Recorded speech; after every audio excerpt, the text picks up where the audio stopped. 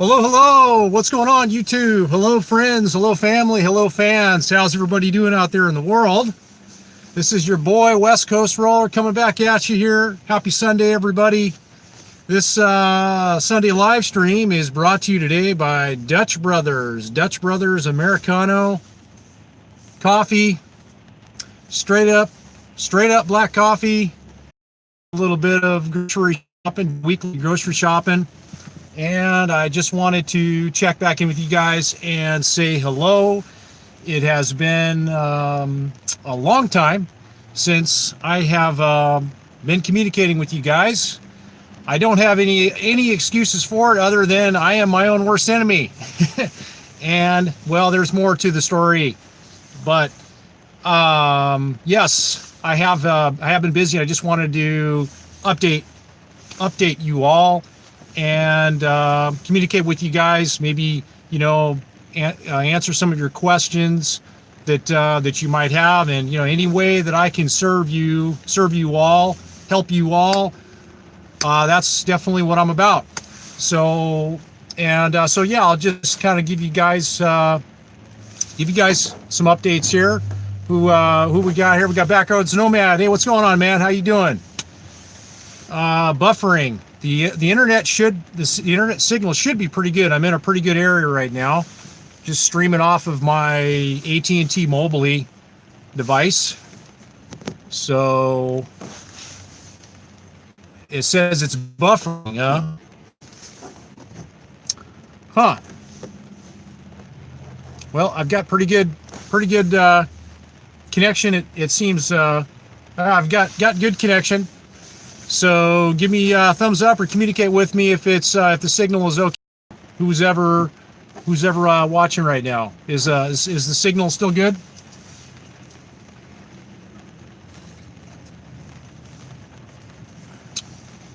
Getting vocal lag and spinning circle. Oh, okay. Let me try and see if the audio is up. Okay, that's better. So I'm just using a little Ceramonic microphone right now, and so the audio should be coming in pretty good. Covette the camper, hey, what's up, man? How are you doing? Looks like you've been real busy with your camper renovation, your truck camper renovation. Video audio is fine here. Okay, all right, sounds good. So yeah, let me just again, it's just want to say happy Sunday to everybody, coming to you here from Vancouver, Washington. I'm sitting here in a parking lot doing my weekly grocery shopping, and I wanted to just check back in with you guys. Like I said, I've been out for a couple of months without really talking to you guys very much, and like I said, I don't have any excuses other than just my own self and things I got going on. I'm still working. I've almost completed almost 5 months of CDL truck driving for a company here in Portland, Oregon. I've been hauling tanker, asphalt, emulsion, and it's been going really, really good. However, the job is going to be ending pretty soon. The gig that I've been on, when I started and I came on with this company, it was under pretty much seasonal terms, and I've basically talked a little bit more about the job. I've been slip seating with another driver, and we basically, it's 2 shifts, day shift, night shift, and I've been working the night shift. And so it's worked out really good company. They've been really good to me. Their training was really, really good. They I went with a couple of drivers, and they trained me, and they definitely just didn't feed me to the wolves. They made sure that I was comfortable with the job and the driving and my assignment. And so it's been a really good job. I've been paid hourly for the gig that I've been on, which I've been compensated very, very well for what I've done. And then I also did a couple of short haul runs. I went from Portland all the way up to Tacoma, and I did that for 2 days. And I got to experience a little bit of, doing a long haul CDL truck driving, where you get paid by the mile and paid by the hour. I do tanker driving. So in tanker driving, typically they pay by the mile, and they also pay hourly for when you're working out of the truck. When you're hooking up hoses, disconnecting hoses, they pay you an hourly rate for that time. This company, they pay like $35 an hour for when you're working outside of the truck and when you're not driving, and then when you're driving longer distances, you're paid by the mile. So I got to experience a little bit of that, the paid by the mile versus paid by the hour. And paid by the hour ended up being more profitable for me because you're paid for all of your time. And that's one of the biggest gripes and challenges in the trucking industry, is that in a lot of trucking jobs, is that you're not paid for all of your time necessarily. A lot of times you're not. You're paid, if you're an over-the-road truck driver, they're paid by the mile. They only make money when the truck is moving. And there's a lot of downtime. There's a lot of waiting time that you're not paid for. So, and that's where local driving jobs come into play, because most local jobs pay by the hour, and that's why for a lot of people that works for them. However, there are pros and cons. So, and then I'll kind of back up a little bit. All of my truck driving career has been local driving. I used to work I had a government job for many years, a civil service job, and I worked local. I drove dump trucks and so forth. So most of my experience has been local. I've never gone over the road. I'm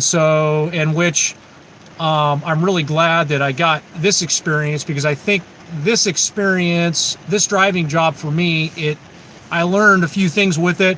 I think for me, I don't know if I'd want to do the over-the-road driving, and I know originally that was what I was going to do. I was going to go over the road, but after some things I've learned, I don't think that's a lifestyle that would be best suited for me and your time and everything. I think I would be better off being a local driver, or possibly working in the oil fields, like in Texas or North Dakota, where you're sleeping in your own bed every night, and you're not like sleeping in the truck type of a situation.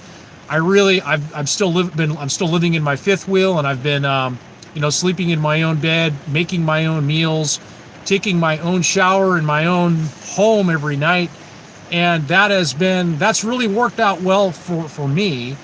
And it's been a huge asset. And I also haven't been paying any rent, so I've also been able to capitalize on that. So it's been a very good experience. It's been very profitable, and I could also come back and do this, every year, on a seasonal basis if I want. I do have an opportunity here. I'm going to learn a little bit more about it, but this company, they have an asphalt side and they have a fuel side where they haul fuel, jet fuel, gasoline fuel to gasoline stations. And there's an opportunity to haul some jet fuel. So I'm going to learn a little bit more about that here next week. And so I may or may not be taking on that opportunity. I've had some thoughts about, going back to Arizona for the winter and getting a job, maybe in sales, like selling RVs, And since I know I've got quite a bit of knowledge about RVs, I've been living in RVs, why not? And then sales is kind of always something that I've wanted to enter into, but I haven't for my own reasons. But so I've been blabbering a lot. Let me see how you guys are doing and kind of what questions you guys got. Pixelation lag. Go the camper video audio is fine.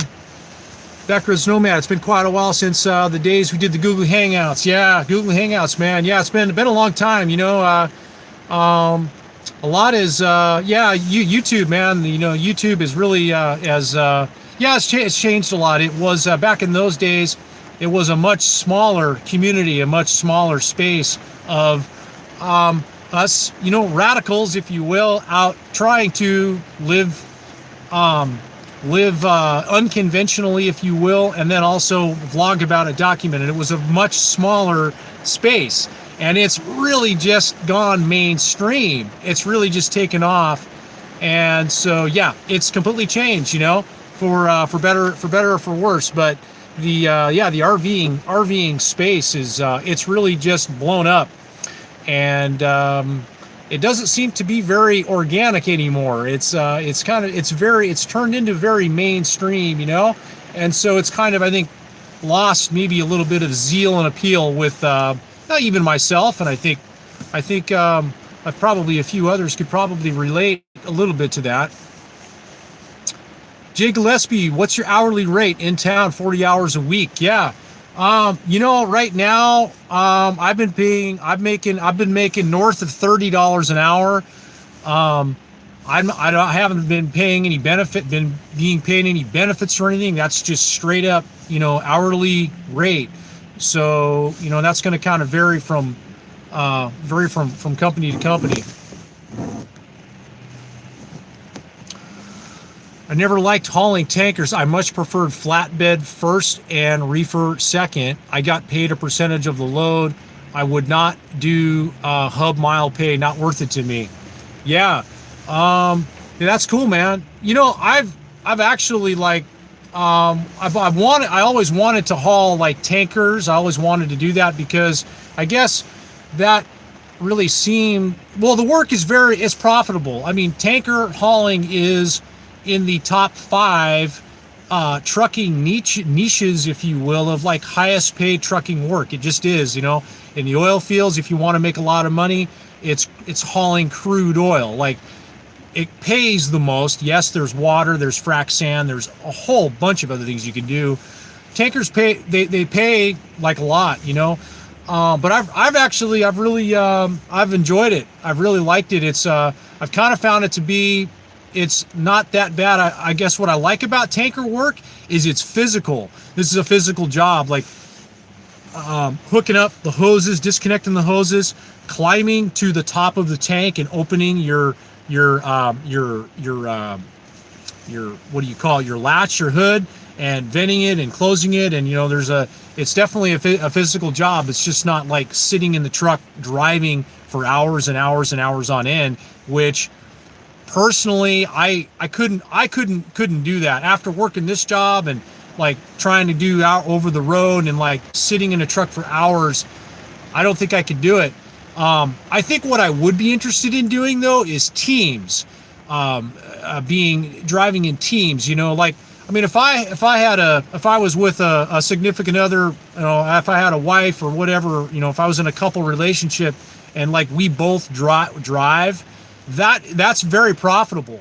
And I mean, I would be interested in doing a situation like that, but not like bunking up with another stranger or another dude, sleeping in the truck type of thing. I couldn't do that, but I do see where the teams are very profitable. Like one of my favorite YouTube channels I used to follow, they don't do videos anymore, the Jade and the John show on YouTube. They were a married couple that were team driving, and they, I think they were great role models and great examples for, how you could use trucking to achieve some goals in, say, 3 to 5 years. And that's what they did. They eventually invested in real estate, and they got out of the trucking industry. I personally think trucking is an excellent way to get in, make money, and then get out. Basically, when you enter in, you have an exit strategy. Exit strategy being own real estate, get yourself into some rentals and just maximize. And that's really what I've been, one of the reasons why I've been kind of quiet. I haven't been putting myself out on the internet, making videos. I've been reading and studying again on real estate business, re-educating myself, and, learning about some more exit strategies, right now. One of the main reasons I took this job is because I needed to get some experience. And I was out of the truck driving seat for a while, and I needed to get some experience. And so I've got some good experience under my belt now. So I'm also studying, being an owner operator, owning my own truck. And, what I've realized and learned with that is it is a business, and you have to go into it with a business. So I think the only way I would do the owner operator route is I would consult with a successful owner operator pay a consultation fee or coaching or whatever, and I would want to know the good and the bad about what I was getting myself into. And that's kind of what I've been studying right now, because like I said, I really think trucking is a great thing to get in, make the money, get out, have your exit strategy. It's very profitable. Yes, there's going to be business cycles. Yes, we are approaching a potential recession again in the business cycle right now. There are signs. There's a lot of things, triggering. No, I'm not a Debbie Downer or anything. I'm very optimistic, but yes, there are cycles that will affect every industry, and trucking is one of them. So let me see what else you guys up. Oil fields is hard labor. That's what I hear, and I have been studying and I've watched some YouTube. There isn't like a lot of great, in my opinion, content on YouTube with the oil fields. There's a lot of drama and a lot of bullshit going on on YouTube or whatever. But so I go on a lot of trucking forums and I study and I ask questions and I try to get as much as I can. And what I've learned about the oil fields is, it could be going great like today, and tomorrow overnight things could change. The price of oil could change and it throws everything off. So you have to really consider and kind of weigh that out. And that's what I'm doing right now, because this company that I'm on right now, they're very steady. Their work's very steady. So you've got to kind of weigh that out. Is it worth it in the end to make an extra $5 to, I don't know, maybe $1,000 extra a month as a company driver going to the oil fields? It may or may not be, and that's where you have to weigh the pros and the cons. Your housing is extremely expensive in the oil fields, whether it be North Dakota or Texas, and so I would only do that if I got free housing, and it would have to be like a good deal. But if you can eliminate those costs, it can be very profitable for you. And if you go there and you work it out, you work hard, you work your ass off for 3 to 5 years, or you just work it, you know what I'm saying? And have that exit strategy, and that's where I'm at. That's where I'm at right now. That's what I'm thinking about. But yes, I do agree. The oil fields, I haven't worked in the oil fields, but I've read the good, the bad, and the ugly with it. And you've really gotta, I think you gotta really know what you're getting yourself into. Like, you want to know all the bad, you know what I'm saying? Like, I mean, that's just like any business, if you're going to get yourself into a business, you want to know all the bad of it. And then once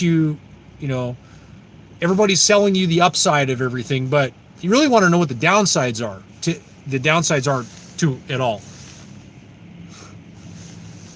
Casey Carr, hey man, what's happening? Hey, good to see you too, man. It's good to see you too. Elena, hi Elena. You must have been busy. It's a while since you did a video. Yeah, I've been busy. I've been working. I've been averaging about 9 to 10 hours a day on my shift, about 5 days a week, and I get weekends off. So it hasn't been like this huge grind.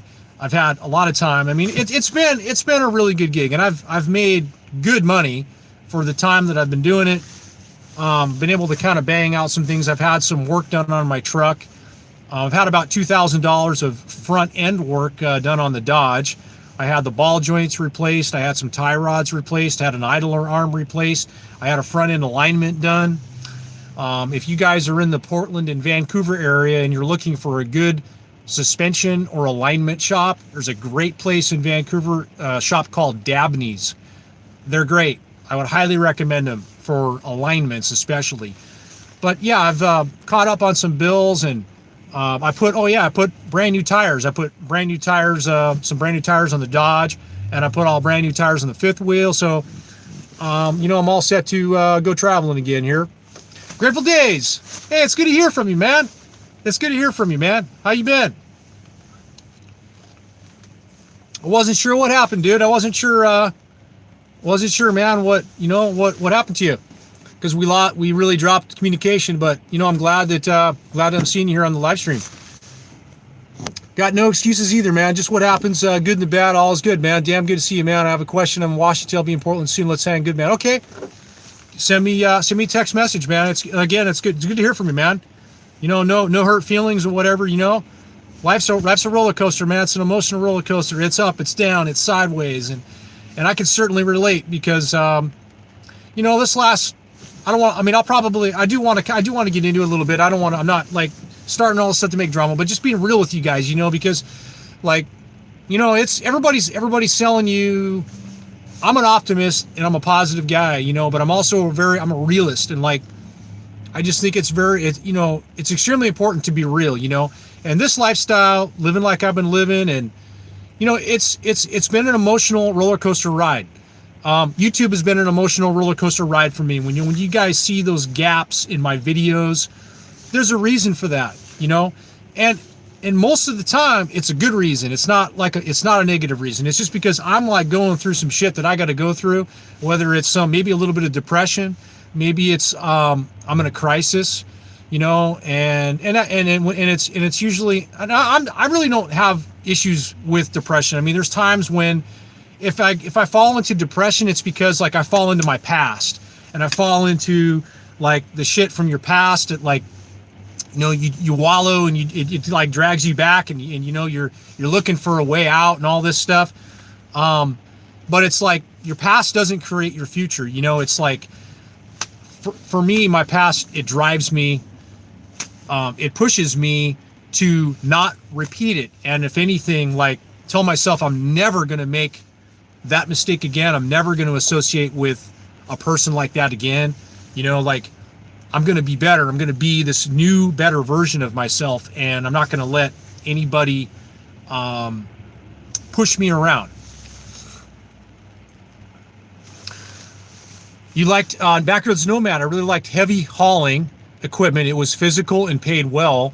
I also transported horses for a short time, but it's team hauling, and I did not get along with the other driver. He was a slob. Yeah. So there you go. Yeah, I hear you, man. I mean, you're doing that team driving stuff. Wow, you got to find somebody who's really compatible with you. If you're clean, you need another dude that's clean. Okay, yeah, dude, I totally get that, man. I'm the same way. But yeah, heavy haul. Another guy that I follow on YouTube, and I have met him. I actually met him back in 2014. I met him for coffee at a truck stop. Sergey Drachev, Heavy Haul TV, really cool guy, Russian guy, immigrated here from Russia to Canada, very successful owner operator, and he started out as a company, went to Landstar, and now he's got his own authority, and so I sat down with, in that meeting back in 2014. I had just left UPS. I was a package car driver seasonally for UPS, and I was kind of between what I was doing, and I picked his brain on a few things, and he kind of ended up just telling me Landstar was a good gig for him, but so anyways, so I bring him up because you mentioned heavy haul. But yeah, I think heavy haul is it's definitely an adventure. I think, yeah, trying to get on with those opportunities. You just find those companies. I know, there's a dude, another dude that I watched on YouTube.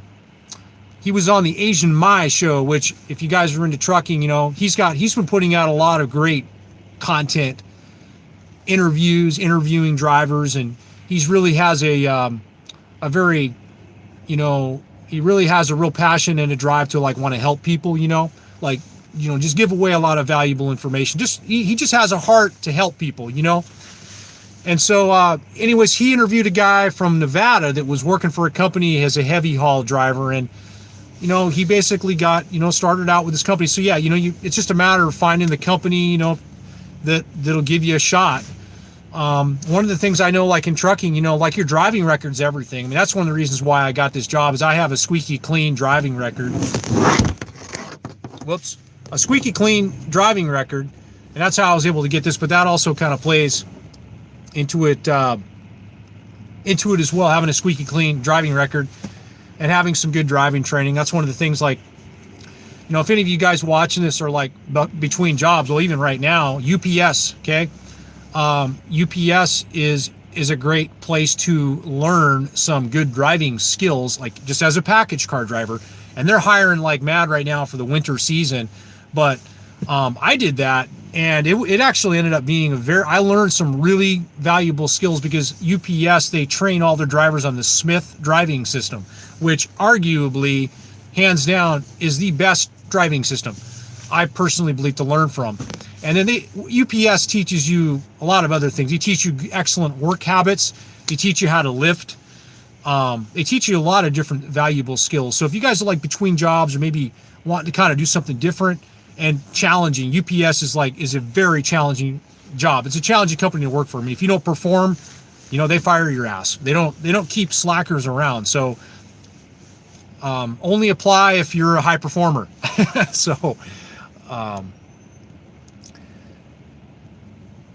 Covey the Camper, nice. You landed a great job for someone that likes to travel part of the year. Some good seasonal driving work down in the Blythe area, or maybe hauling sugar beets in North Dakota in the fall. Yeah, I think I might be a little bit late right now for the sugar beet season. I think like where I'm at right now, I might be a little bit late. But yeah, there are really good.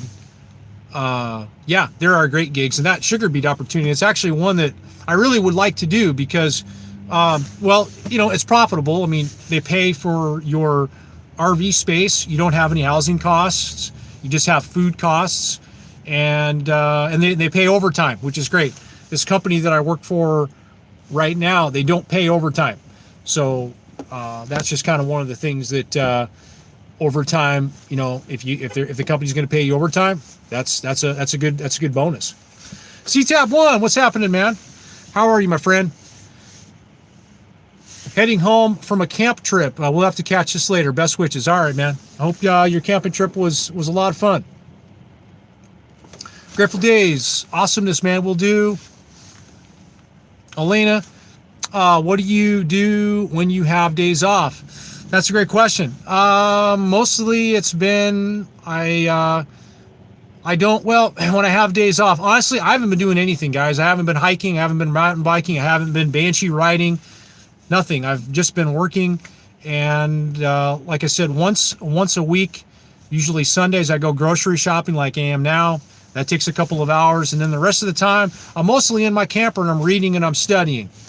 I'm reading and I'm studying business, real estate, personal development, ways to get better and improve myself. And I do work out.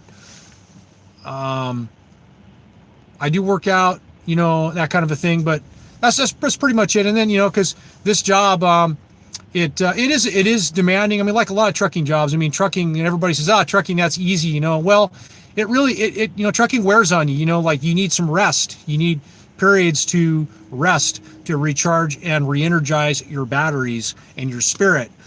And so I've definitely, that's something that I gotta do too. I gotta recharge my batteries. So, but that's pretty much it.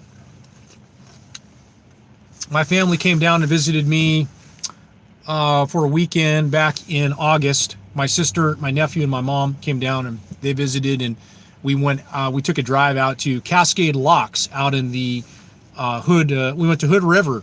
That was it's a pretty cool area out there. The Columbia River Gorge. That's the Columbia River Gorge, and we went to a really beautiful park out there called Cascade Locks, and I did that. But yeah, that's pretty much, like, honestly, guys, I haven't been doing much. I've just been working, just working, and focus, and just doing a lot of work on myself. It's just, like I said, we all go through these periods, where I go through these periods.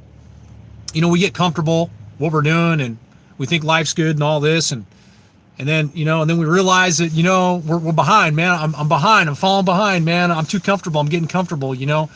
I think where a good balance in life is being comfortably uncomfortable, I think, is kind of the best way to put it, and just continuing to put yourself in situations of growth where you're able to you're able to grow, man. We get one shot at this life. What are you going to do with it? The other thing that I've been I've really come to realize here within over this last summer is time and the value of time. My eyes are like completely opened up right now with the concept of time, and how time is really our most valuable resource commodity that we all have. It's time. You know what I'm saying? And like how you use your time. And I personally haven't been real happy with how I've been using my time over the last couple of years, and like I've kind of like wasted, I've wasted a lot of it in some regards. Time's not this infinite thing. We all have the same amount of it every day. It's just like, what are we going to do with it? Like, what are we going to do with it? And what are we going to choose to do with it? Is extremely important. But I've really just like been really thinking a lot about that. I think that's kind of one of the reasons why I go through these periods of like YouTube, and like, is it worth it? Is it worth it making all these videos? And is it worth it doing all this? And although it's not really about, is it worth it? It's about,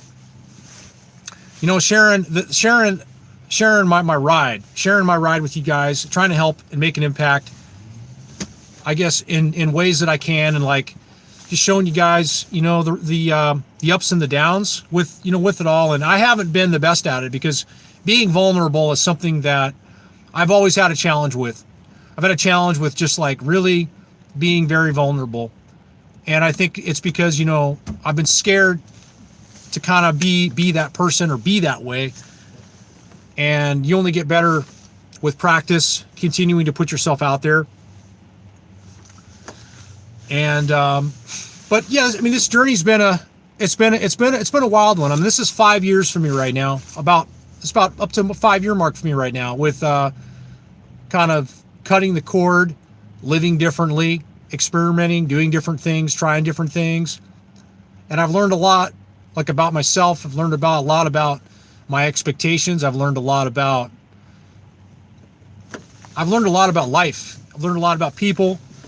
And I've also learned a lot. I've learned a lot about that place that like really drives me, like that started this YouTube channel. And I've been trying to like get myself back to that, you know what I'm saying? And like, I don't know if like a lot of you guys know this. I'm going to kind of go on a little bit of a tangent just for a minute here.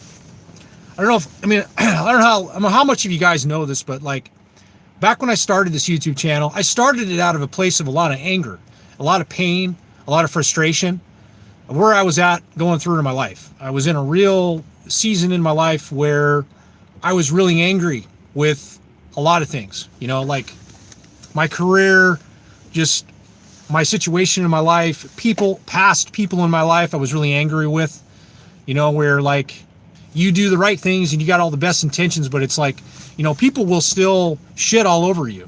You know what I mean? They'll still throw you under the bus, and so I had a lot of that stuff going on. And so I started my YouTube channel out of a lot of frustration. And basically I got to a point where I said, fuck it. Yeah, that's right. I said, fuck it. I said, fuck it. I just didn't really care anymore. I didn't give a fuck about what society said. I didn't give a fuck about what my friends thought, my family thought. I was just going to go do what I wanted to do. And I was going to live my life how I wanted to live it. And I was going to basically eliminate the rules, eliminate the barriers, and just dive into what I thought I should be doing with my life, at least right now. And so I did that, and I took the steps and I lunged. But this channel was started out of a lot of frustration, a lot of anger, and that fueled my fire for a while. I had a lot of momentum, and I have lost some of that momentum, and I'm trying to like reconnect with that place, because that's passion. There's passion there. There's drive there. And I tried to do it from a very unselfish place. I tried to just like, I wanted to be like a positive influence, and not like just do drama, whatever, or, wallow in my pity. And, I'm not one of those people. I mean, I am one of those people that I take 100% responsibility for my life, all the good that happens to it, all the bad that happens to it. And if it's to be, it's up to me. And so I came from that place, but I think my tangent is over with that. But I guess I got on that because because I was just sharing with you guys sometimes where there's a disconnect of where I don't put out like videos and stuff, and sometimes it's just because I'm in that crisis, and I'm trying to figure shit out, and I'm trying to go to that next place, and maybe I'm in doubt. I've got doubt, And I have doubt. I have doubt. I've got days I have doubt. I have days where I ask myself, like maybe I should just go back to what I was doing before, which is what? It's, the 40-40 plan, work for 40 hours for 40 years and then retire. And then, you know how the whole story in the script goes. It's just a script is all it is. And so, I have my days, but I know I have to keep pushing on. And I know if I keep working on myself and I keep developing myself and I keep taking risks, small or large, whatever they may be, it's going to just keep moving me forward more. And I think I'm going to just end up being a happier and a fulfilled person when it's over with.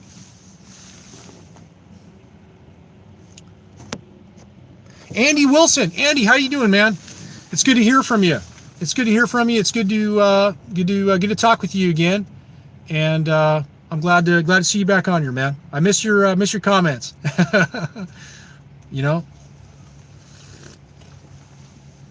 I better drink some of this coffee, this Dutch Brothers coffee. I don't typically buy coffee. I usually make my own at home. I'm kind of a homebody that way. I like to cook my own meals. I rarely eat out. I'm just kind of weird in that way. But I do enjoy buying some coffee once in a while. Andy, I'm driving right now. Can't really type, but I'm listening. Okay, that's cool, man. We'll drive safe out there. RV Lee, good to see you're doing well. You're looking good, my friend, off to fix my daughter's car. Thank you. Much appreciated. I hope she gets her car fixed and take care of. True Thunder, what's happening, man? Good to see you posting again. It sounds as though truck driving is working out well for you. Do you plan on sticking with it long term, or will you head south soon instead? That's a great question, man. And that's a question that I've been rattling through my head here. I'm rattling through that question exactly right now. I'm trying to decide. I have an opportunity to.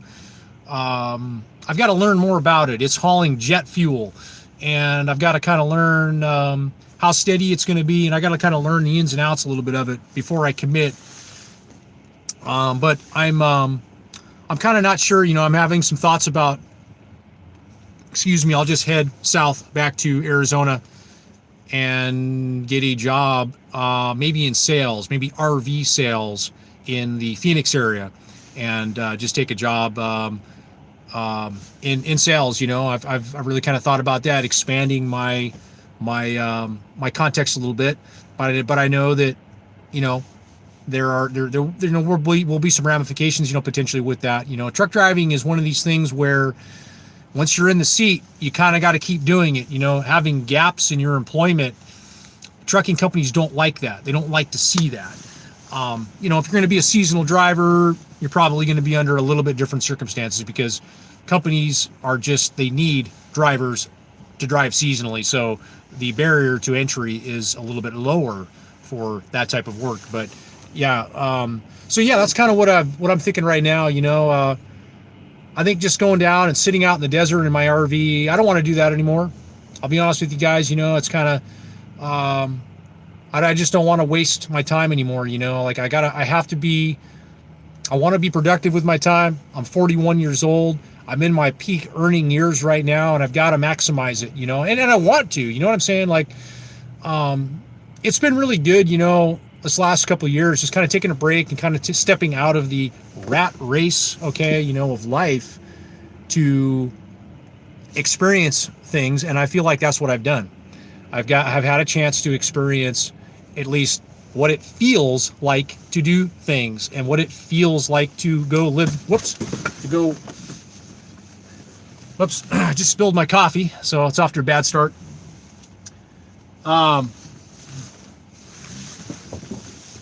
So I've had a chance to go and experience some things and try things out, and it's been I wouldn't really have it any other way. We are so afraid in our lives to do things, to change, to give up comfort, to we're so afraid. We're so conditioned to be afraid. And the only way you grow is you break that. You go to the fear and you just go through it, you break through it. And after you break through it, then you evaluate how you feel. And you say, okay, I'm still here and I'm okay. I'm not, I'm alive, and it's like, I'm okay. Like, that wasn't as scary as other people were saying, or that I imagined that it was going to be. Most fear is also imagined in our heads. It's imaginary, I'm not saying to do stupid things, but I am just saying that we imagine a lot of fears that really, it's just ourselves being in our own way and not deciding to take a step, take a chance. Backroads Nomad, making a positive, making and posting videos is living a legacy. It's something that family and future generations will get to see. Yeah, I do agree. I totally do agree. And and I think that this experience that we're having right now is not something that I had when I was 10 years old or 13 years old. And I guess this experience of being able to learn, from others and share the legacy. The person that really inspired me many years ago, Gary Vaynerchuk, really inspired me. He's the one that really inspired me, or really sold me on the idea of how security guard, sold me on the idea of how important it is to really document and vlog your life, and he's the one that really sold me on the idea of that. And it hasn't always been easy to do, because we get in our own heads. We have doubt. We think we're not worth it. We think that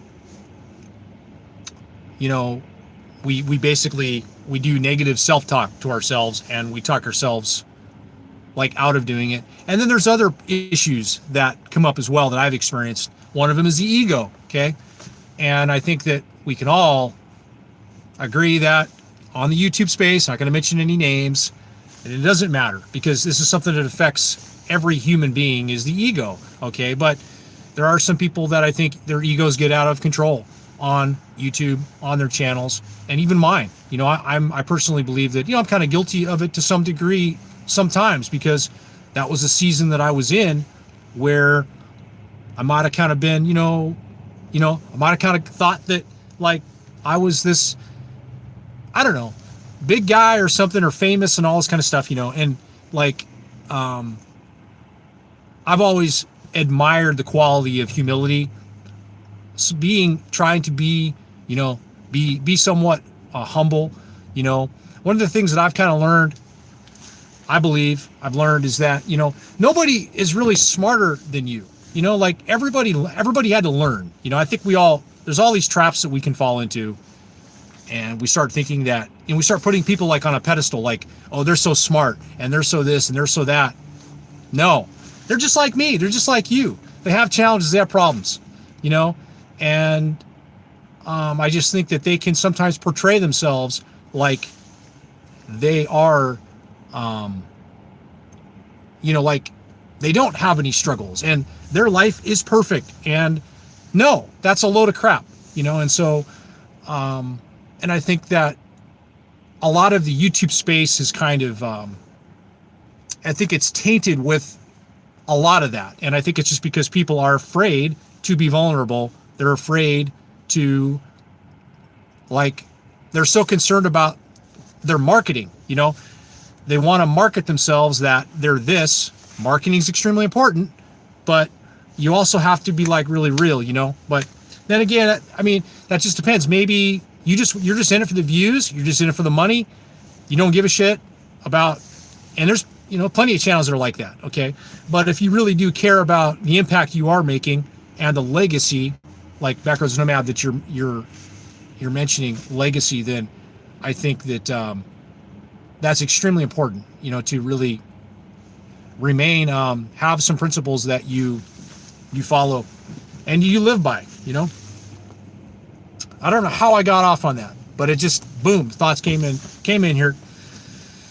Truth under the government can and does print more money out of thin air and ventures into greater amounts of debt than you can ever possibly trade all the earnings in the hours you light for. Don't make cash your king, bro. You know, dude, you know, that's a great thought. And that's another, I'm glad that you mentioned that, because that's another issue that I think I'll share with you. Your comment brings up a new thought for me. I've also had a real challenge, you know. I'm going to kind of share, let's just talk about money like for just a minute on this very topic. And my kind of, over the last many years, what's many years? I'm going to say probably at least the last 15 years of my life, you know, I've always had this feeling and this drive to like want to win at money. Okay. Quote, win at money. Like just win it. You know what I'm saying? Like, you know, because I've always had this idea in my head, like, you know, I'm not going to shoot myself in the foot. I mean, money is a game. It's totally a game. Okay. And the game is understanding business, understanding negotiation, understanding value. I mean, it's all of these things. But I guess the question that I've been asking, I've asked myself here because of this, talking about the money printing and stuff, and you know, what is it that we're all fighting over? And you know, yeah, it's this fiat currency, right? You know, and what is it? It's worthless, you know. And so the question I'm asking myself, I ask myself often more now, is, do you really ever actually win the money game? Do you really ever actually win it? You know. And so I think it's important, and this is what I've learned for myself. I've got to really break it down and define what that means. What does that mean to win? Okay? Because I really don't feel that you ultimately win the game. I mean, taxes, inflation, money printing, central banks, the Fed, okay? There's a lot of evil in those entities, okay? Evil meaning that they don't, you know, they're not doing what is the right thing to do for the people, okay? They kind of, you know, and I'm just going to leave it at that. And I'm not going conspiracy on you guys. I'm not going any of that shit, okay?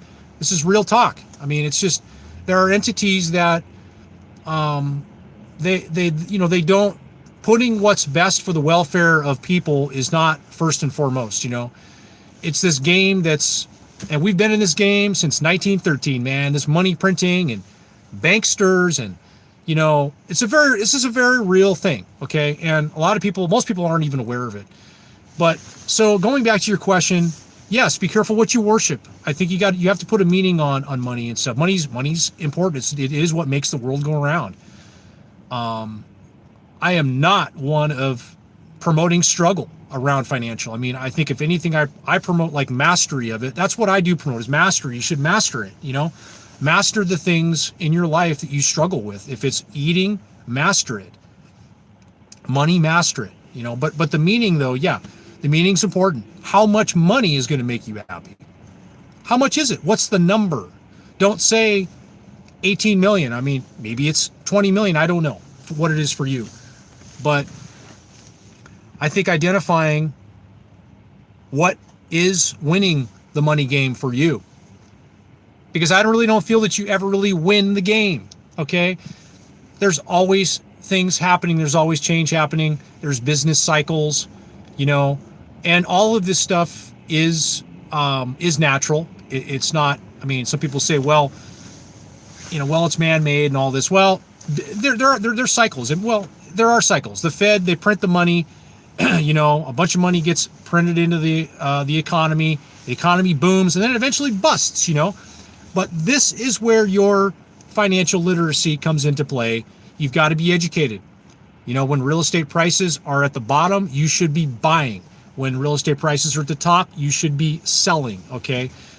And this is just, you got to like play the game. So I think that, yes, you can like win the money game. Well, you have to play the money game to win it. But do you really ever win the money game? And I think that's what my whole rant is about this, is that I really don't think you really do ever win it, conquer it. Like, you know, life is problems. It's endless problems. It's endless challenges. It's endless adversities. I admire people who are worth like 100 million. I watch interviews all the time, people that are worth 100 million, 300 million, 400 million. And those guys and gals, they have a lot bigger problems than I do, and so I admire them. But just because they're worth 100 million doesn't mean that they don't have problems, or their life isn't. They've got, more problems than probably, somebody that makes 20,000 a year, So that's kind of my, I really went off on that, but I hope that, I'm interested in what you guys have to hear about. Those are just my thoughts about it when I read your comment, and that's kind of what came to me when I thought about it. Elena, you just need to find your significant other to keep you company and inspired and all. Yeah, I agree. It's been challenging, since Bobby and I, we split up, and that hasn't been an easy, it's been a lot of ups and downs for me, and a lot of questioning, and, it's been a lot of things. But yeah, I agree. Having your significant other, you have a team, you've got a power team. Hopefully, if you're a couple, you're operating as a team, and you're supporting each other, and you're helping each other to accomplish the goals. You've got a much better ratio as 2 to 1, 2 to 2 or 2 to 1 versus 1 to 1. When it's just you trying to do everything, and I'm very guilty of that, and just trying to do everything on my own, and it's the classic, and that's a trap, because we can't do everything on our own. We need help. We do need the help from time to time from other people, but yeah, I can understand what you're saying. And I do agree, and so the key is selecting the right person to be teamed up with, and selecting the right person. Life is Good, another great trucking channel, FedEx Hotshots. Yeah, that's cool. Okay, I will check them out. Yeah, I'm always trying to check out other trucking channels. I don't like the drama. There's so much drama going on right now in the trucking space, and it's just garbage. Like there's no value in it. Like I don't know, man. It's just whatever. I like it though when people call people out on their bullshit though. I salute it, man. But I just don't like this whole like drama stuff going on, because it's just, but that's what people watch. People watch drama. They like drama. I'm anti-drama. I'm anti-mainstream. So, I don't know, man. I don't know how big my channel will be, but I don't like all that shit, So that's just me. Although we clearly need cash, yet it's still an instrument of debt, such as an instrument of slavery. It can easily become your master. Earn what you need to and live life too. Yes, yeah, and I think that to me that equation, it's work hard and work smart. You have to do both. It's not one or the other. You have to be smart, like with what you have. And I know that knowing what I know now, if I was to do it all over again, I would do a lot of things differently. Like I would do a lot of things differently around my expense column, and that's kind of where I am right now, living in an RV, living in a van, living in a situation where you can eliminate your housing costs. It really does put you ahead, like how ahead? It could put you years ahead of a lot of other people. However, are you willing to sacrifice? Are you willing to sacrifice? Are you willing to do whatever it takes? Are you willing to live like no one else, to have a life like no one other? Dave Ramsey, credit to Dave Ramsey. And so yeah, that's kind of what I do. I think about with the whole thing.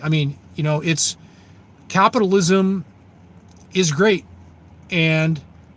but you have to be educated. You have to be smart. You've got to be financially literate. Most people aren't, and it's not, I'm not going to go on that one, but it's the school system. It's your parents. It's what they taught you. It's, capitalism is a great thing, but capitalism is like a loaded gun, and you can, you got to understand what you're playing with here. You got to understand consumer debt. You got to understand leverage. You have to have a basic knowledge of finance. Nothing rocket science, basic stuff. Buy assets, not liabilities. Understand the difference between an asset and a liability. Another thing too, with finance, and this is something that I've been thinking a lot more about lately: the short game versus the long game. Life is a long game. How many of you have, fallen into this trap of like, well, I'm just going to kind of do this for now. I'm going to live like this. I have. I mean, life's a long game. It's a long game, and you've got to play the long game. And sometimes you're going to have to. It's best to, you got to have some. You have to have some stick-to-itiveness. You've got to have some perseverance.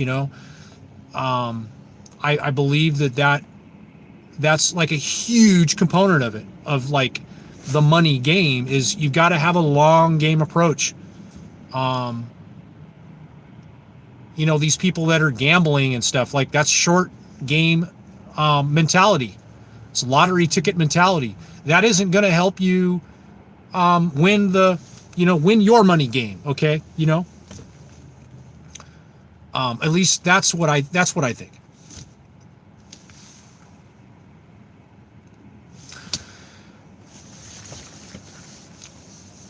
I always say I'm no better than you and you are no better than I. Yeah. That's good. It's good, man. I like that. It's like, I mean, yeah, I do. I like that, man. I think that's wisdom. I would consider that wisdom. What you're referencing there. To me, that's just, it's wisdom. It's definitely wisdom. Good wisdom to live by.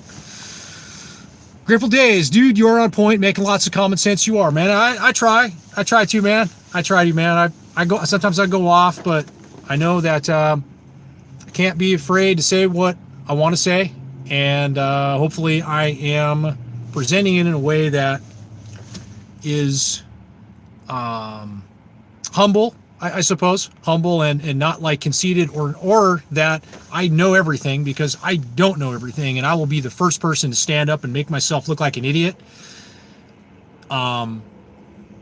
Because I don't know everything, and I'm trying to learn as much as I can, while I'm here, and I'm trying to get the right data. Okay, you know what I'm saying? Like the right data, man. Like that's another big one, man. If you guys are taking notes or whatever, write that one down.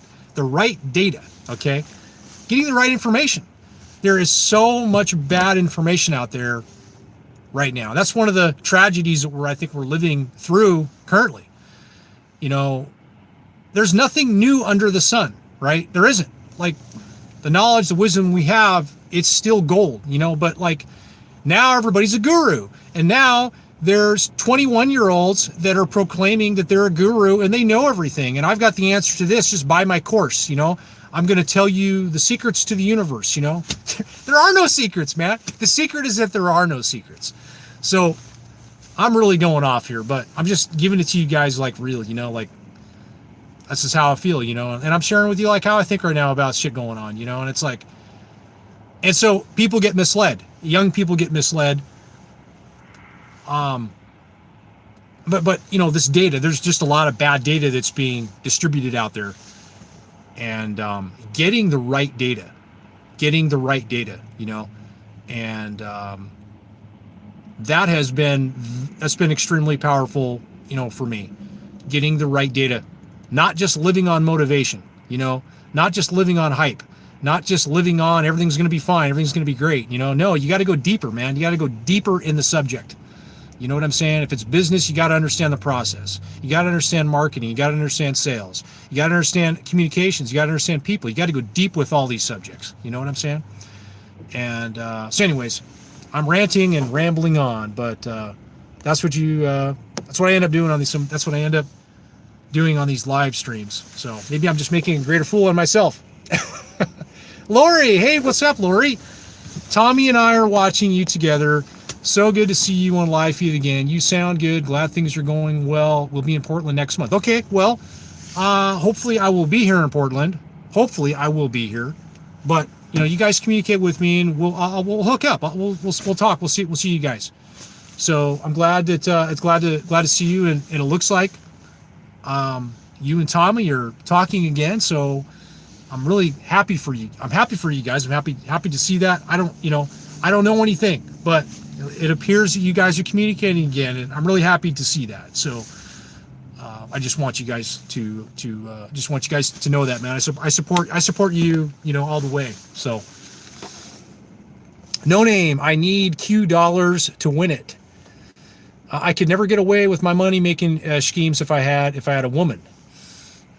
Well, there are plenty of stories that people who they do make their schemes happen, and a lot of them give credit to their man or their woman as being like the reason that they were successful. But hey, man, if you can do it alone and by yourself, that's great. Whatever works for you. Peace be with you. Hey, what's up, Bobby? I told you that. Yeah, you told me a lot of things. You told me a lot of things that ended up being very true. And, so you told me a lot of things. And I still respect everything that you told me. You revealed a lot of things to me about myself that I could never do on my own. A lot of things. It's good. I'm glad. It's good to see you, and I hope that you have a great day today at your job. You want me to tell them what your job is? You got the best job, man. So really happy for you. River on the Road. Hello, Dalton from Portland, Oregon. Hey, what's happening, River on the Road? How are you, man? Good to see you. A lot of you guys, I recognize you from Instagram. I've left Instagram. I chose to leave it behind. A lot of you guys probably remember that video I did a couple months ago talking about distraction. And I've been eliminating distractions from my life. And Instagram was one of them that I identified. It was taking up a lot of my time. And I decided to just cut it out altogether. I can always go back to it, but I've just kind of found that YouTube was giving me a lot more, just like a lot more value, but that's just me, man. It's like I had to kind of step away from it. It was just getting distracted, shiny object syndrome and a lot of other things, but that's just myself. It's just my story. Those of you that love Instagram or whatever social media platform, hey, more happiness to you, man. Michael from Portland, Oregon. Michael, okay, Michael, yeah, I remember Michael, yeah. Are you in Portland? Michael from Portland, okay, yeah, you're in Portland, yeah. So other than that, guys, what else can I share? That's kind of like just a lot of what's kind of like been going on, like with me. I've just been trying, just figuring out this journey, man. Just figuring out this journey every day, and I've learned a lot. I've learned a lot about myself, and I know that this journey, it isn't going to get easier. It's going to continue to be hard. You know what I mean? And like, life is hard. And that's good. That's the juice, I've lived like with pleasure a lot of time. I've been kind of in a situation like when I lived in Florence, I had a lot of time. I had a lot of time to do a lot of things. I had a lot of time to do a lot of things I love to do. And I still love those things that I used to. I still love hiking and mountain biking. And I'm still like an outdoors person at heart, But I also realize that you can't just live pleasure. Your life just can't be all pleasure. I mean, whatever. I'm just talking about me here. I was just sharing with you guys, like things have been going on, why I've been quiet. Like I'm just sharing with you guys, just being real with you guys, like just what's been going on with me, and kind of some of the reasons why I do what I do, and and all this. But Jim, what's up, Jim? You're living my dream, man. Lucky you. It's good to see you again, Jim.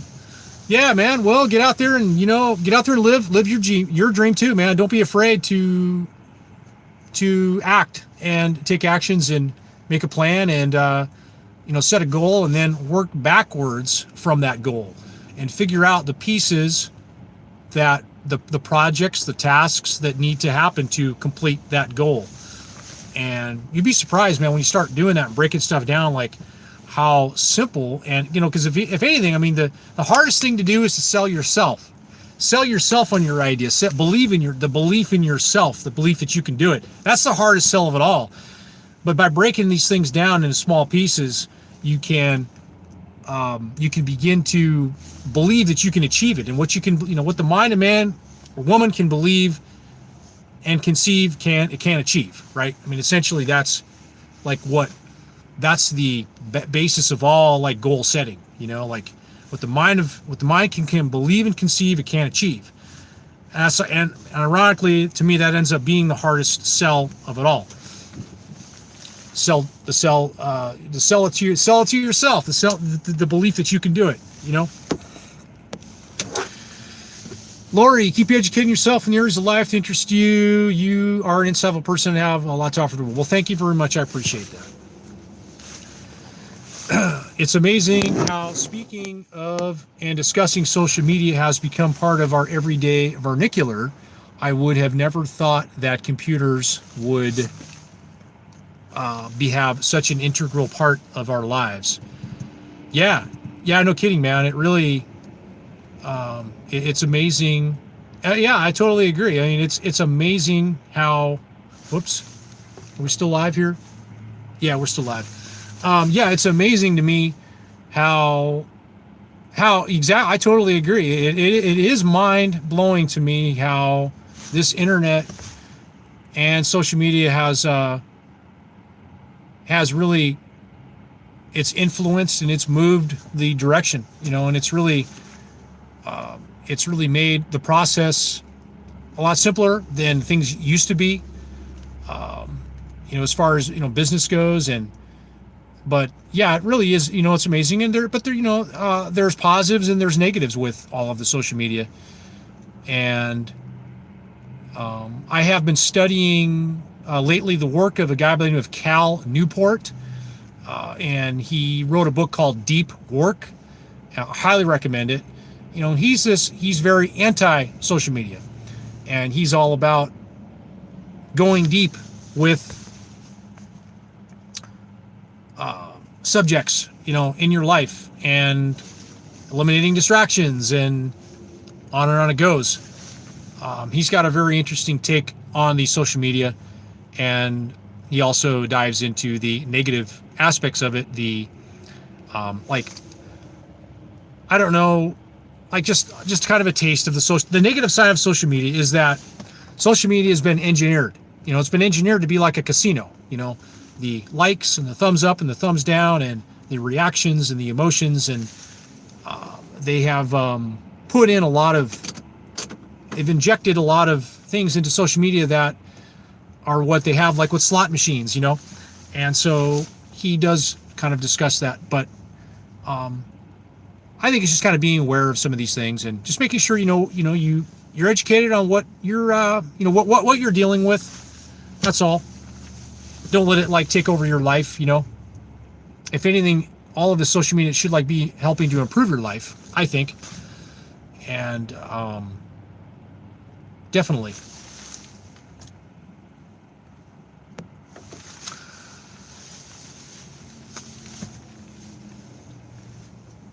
Don't know many women who will date a guy who is a CPA that lives in his RV while renting out his house.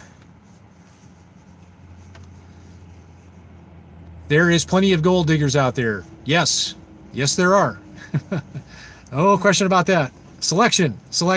It's all about selection. You've got to be very good at selecting. Yeah, you got to be very, very good at selecting. The internet is a virtual worldwide casino, highly addictive. Yes, it is. And that was what my experience was with Instagram. Highly addictive. For myself, anyways. Addictive in what ways? The going back. swiping, going, checking, swiping, checking, swiping, checking, swiping. These patterns, right? For what? For what was the question I asked myself? For what? And then the other question is your time, okay? The more you value your time, then the more you probably practice what's called the Pareto principle in life, which is the 80-20 principle. Identifying the 20% of the things that you do in your life, your activities that give you 80% of the results in your life, right? So, I mean, that all kind of, it all like plays into it, you know. But, you know, everybody is different. Everybody's different. Everybody has different reasons, and everybody has different addictions. Some people don't, you know, some people don't have a problem with Instagram. Some people don't have a problem with Facebook. Well, I don't know. I'm probably being a little too moderate there, but I mean, I think everybody's got somewhat of a problem with it. But I try to kind of be, my approach is neutral to some degree.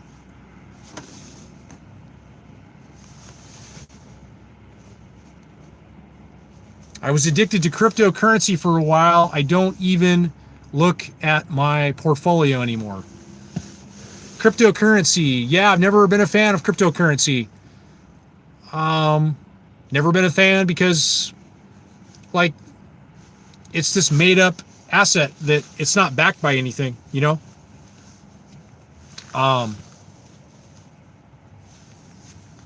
not going to put any of my money in it, but that's just me. There's people that have made money in cryptocurrency, but I just don't like it because it's just, I mean, I get the whole, I mean, I like the premise behind it all, but I don't feel comfortable I don't feel comfortable investing in it. I'd rather buy raw land. I'd rather throw $10,000 at a piece of land, dirt, real estate, you know, and at least knowing that it's going to hold its value, at least, which is probably what I should be doing right now with some of my money. I should be probably buying some dirt somewhere.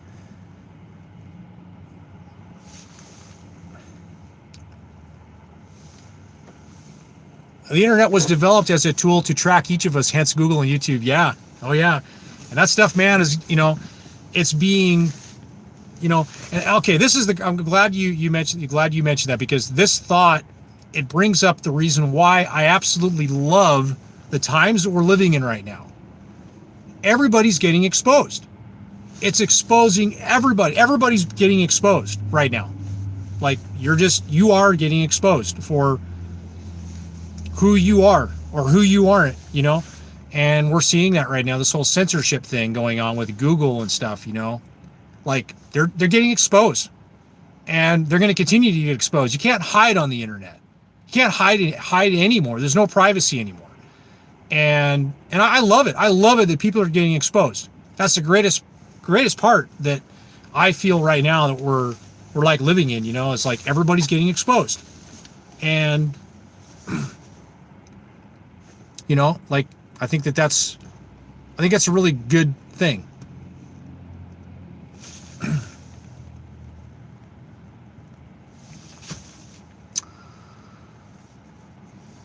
You understand most stocks in the international, anything ethereal is a huge gamble. Yeah, I agree. I don't like investing in things that are, you know, they just kind of aren't tied to a, you know, an asset class. I don't know anything. I really don't know. I haven't studied cryptocurrency. I just don't feel comfortable putting my money into it. You know, there's a lot of conspiracies about cryptocurrency. That one of them is that, well, that they're testing. That's the testing platform for the new world currency that's going to be coming into play. And you know, who knows on that? But it's a theory, and it's a good one because it's a good one. But I don't know. I don't think I believe it.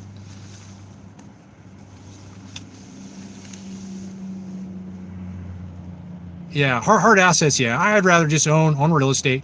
You know, I mean, or stocks. I mean, when you own a stock, you you own a part of that company as a you're a shareholder in that company.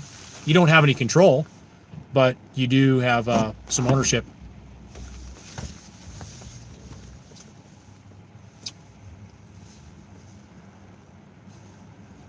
Most stocks in conventional markets, at least in the USA, are bought by the U.S. Treasury through money they printed themselves. Do you have more faith in the New York Stock Exchange?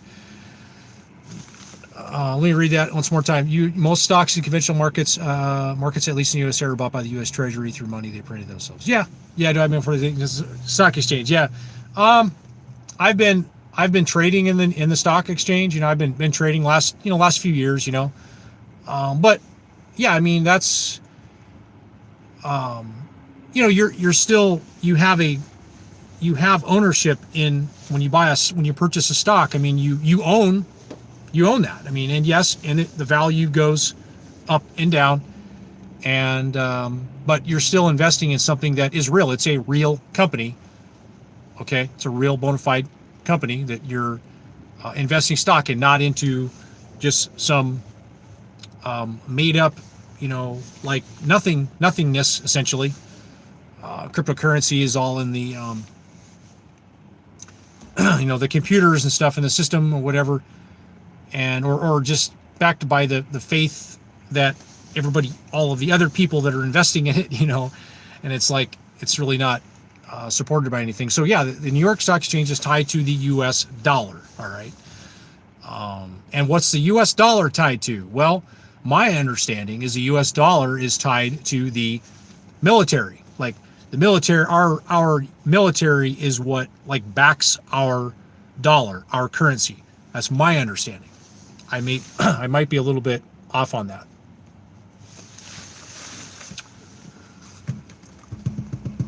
I guess you haven't been expirated like I have. Nothing is safe. Well, yeah, I mean, technically nothing is safe. Nothing is safe. No, nothing is safe.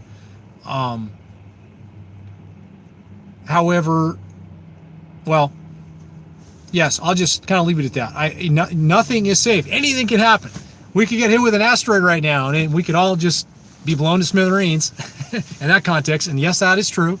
The likeliness of that, the probability of that happening, probably not very probable.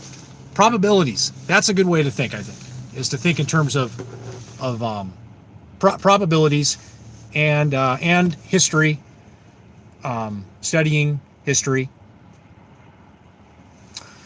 Well, I got to roll. I got to roll too, man. I got to roll here pretty soon. I got to do some grocery shopping. It's good to hear from you again. Good seeing you too, True Thunder. You take care, man. I hope you're out there still camping in your truck camper. Well, guys, I'm going to wrap it up here. Going to head back here into the store, do some grocery shopping, and buy my weekly's worth of groceries, and head back over into Oregon. I'm in Vancouver, Washington right now.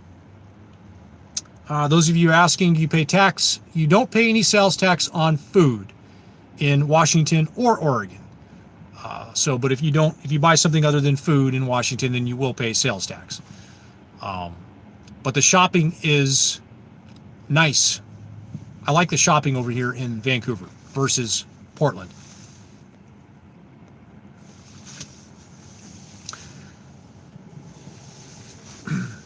So guys, I'm going to wrap it up. It was good chatting with you again.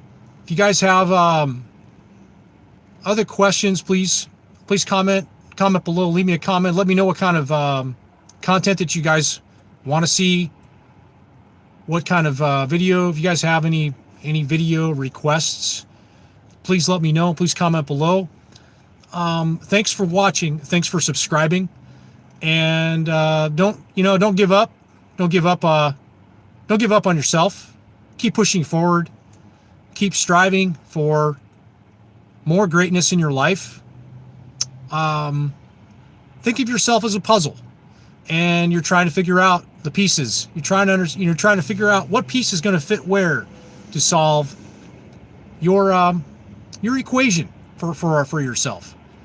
And I hope that hope this message finds you well, and God bless everyone. Thank you for watching, and I'll see you guys next time. Take care. Respect.